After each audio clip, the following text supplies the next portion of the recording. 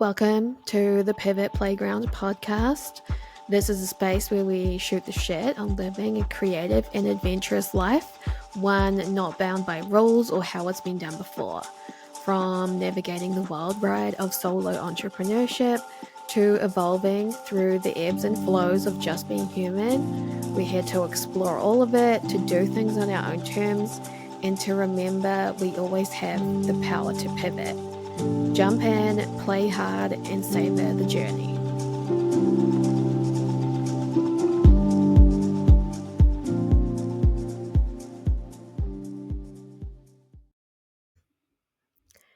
Hello, and welcome back to the pod.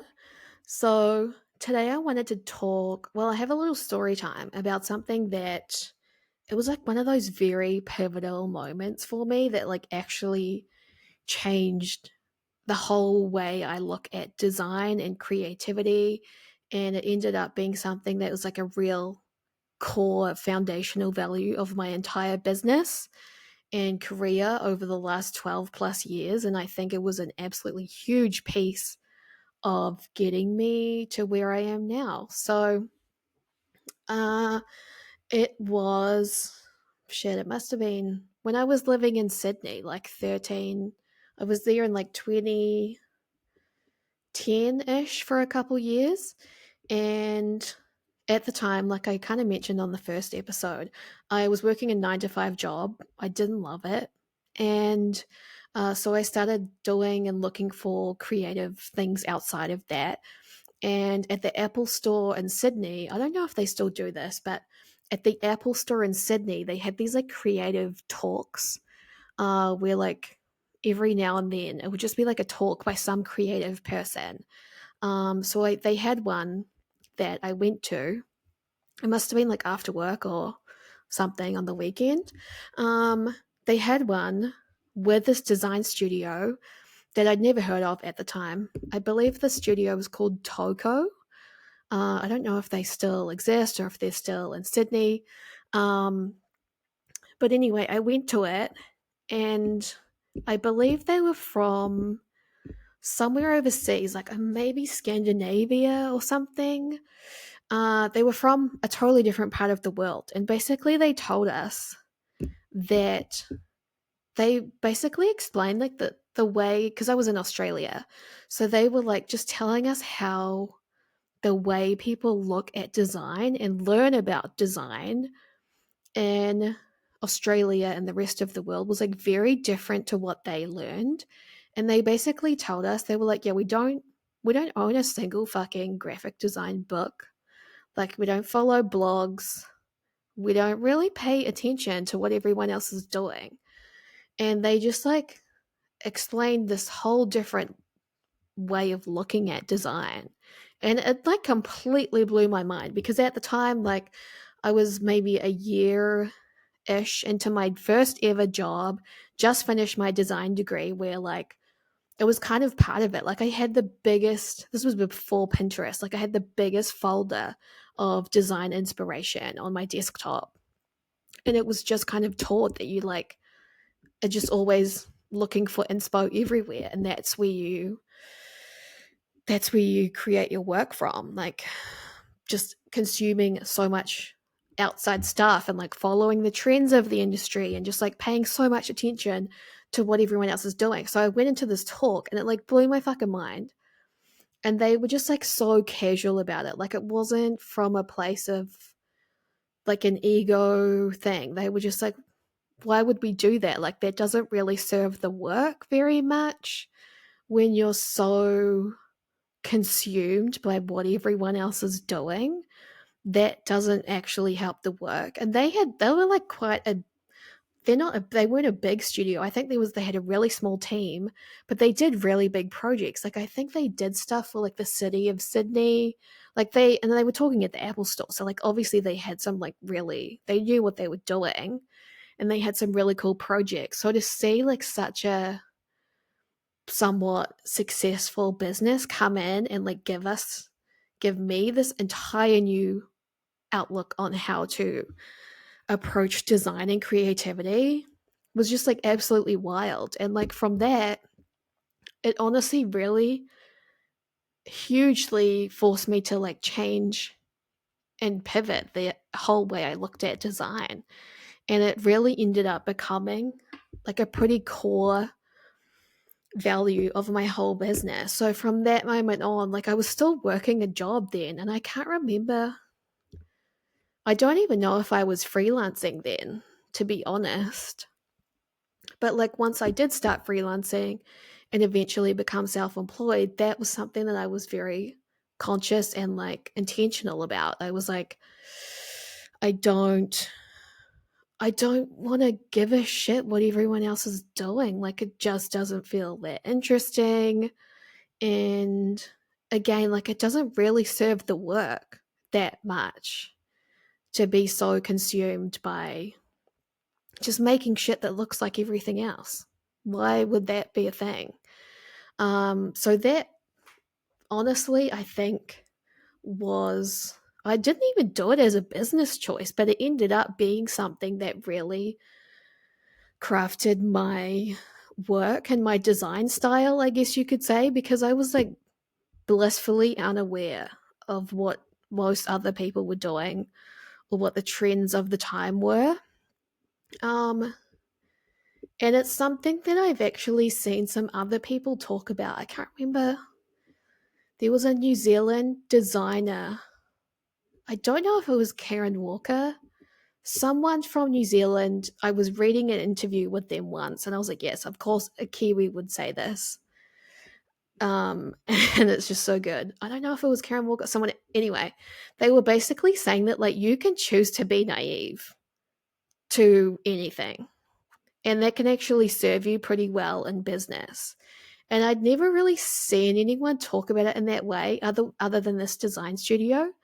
So like seeing someone else say that, like you can choose to be naive, I was like, fuck yes, that is pretty rad. And also just a different way of saying what I had learned and taken as my own from the design studio. Um, so I think it's really a conscious choice that you can make. And I really think that like better work comes from it. Like even just from my experience, like I've talked about, I spent a lot of time doing one-on-one work for design clients, like building really big branding and websites. And the awesome part of not knowing what everyone else was doing is that the branding and design that I built for the clients that I worked with, it was like a lot of it was really timeless, and it lasted them a long time because it wasn't based on stuff that was irrelevant within like 6 months. And that wasn't actually super intentional. It was just like, I'm just going to be off in my own world over here, and I'm going to dial in with these clients and like really get in with them and learn about them and their business, what they like, what they don't like, who the audience is. Like, I'm going deep with this client, and nothing else matters. I'm just building shit for this client, and it really doesn't matter what anyone else is doing. And like, that built, that helped me build some really cool brands for clients that were super stoked that their website and brand like stood the test of time for them because it just wasn't based on other stuff like everyone else. So that is something you can choose to be really conscious about. Doesn't matter what industry you're in, whether you're a designer, a photographer, copywriter, blah blah blah.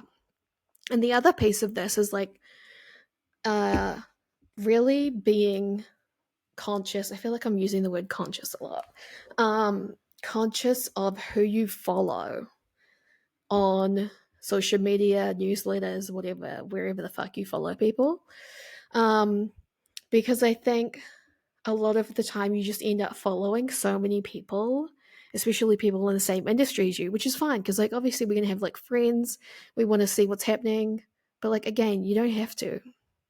If you're like, this is too much and it's like influencing you too much, you can unfollow people, you can mute people.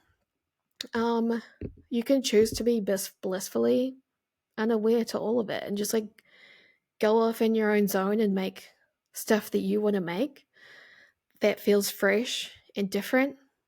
Um, and I think that is sometimes I feel like that's what's missing a bit, like in the design world, because everything just ends up looking so similar. Like there's certain design trends that I'm so sick of seeing, like especially the one where you have a line of kind of big heading text and then between the words there's like tiny photos like placed in line with the text.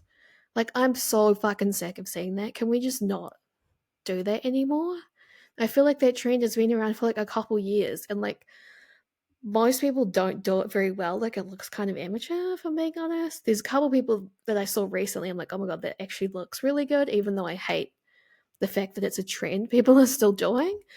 Um, but I think when you are not privy to what everyone else is doing, it gives you so much more freedom, and it's like the you can do whatever you want because you have then you just focus on like what is the client doing, what is their vibe, whatever. Like when you're not aware of the noise of the industry, then you can really dive deep on the project itself, and like go hard with that to build something that feels and looks extremely fresh. And that is like the best work is always going to come from that, whether or not like it doesn't matter the reception you get. Maybe it does, maybe it doesn't, but like the best work will always come from that when you can get rid of all the noise and just dial in on like the vision for the thing itself. So that's mostly what I have to say on this topic, to be honest. um I have talked about this a few times over the years, but I really wanted to make like a short pod on it because it's such a core foundational value of mine that has been for my entire business, and it still kind of is. Like I don't really pay that much attention to like other designers or people in the industry. I have friends and stuff, but like, and I use Pinterest, but outside of that, I'm really not paying that much attention. And it just feels kind of nice because like there's already so much stuff to consume online. I don't want to add to that with more noise.